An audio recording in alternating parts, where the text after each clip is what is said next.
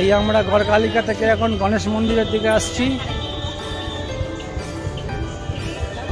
গড়কালিকা থেকে গণেশ মন্দিরে আসছি কেন? সবার প্রথমে গণেশকে দর্শন করতে হয়।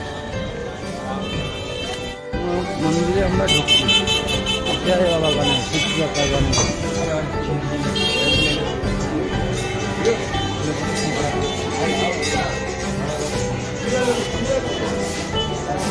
এটা গণেশের মন্দির।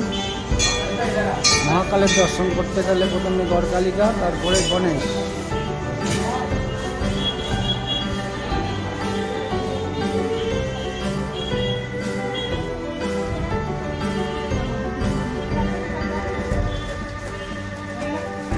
জয় বাবা গণেশ, শিবজয় গণেশ।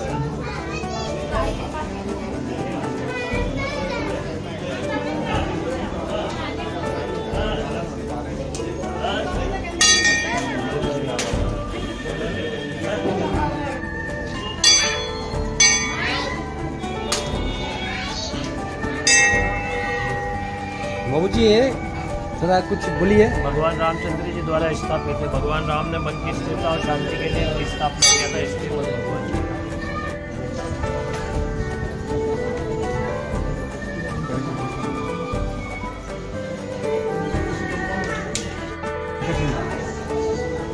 আমরা দর্শন করে মন্দিরের বাইরে বেরোচ্ছি। খুব সুন্দর দর্শন হয়েছে ভগবান গণেশের। কেন? মহাকাল দর্শনের আগে প্রথমে গণেশকে দর্শন করতে হবে।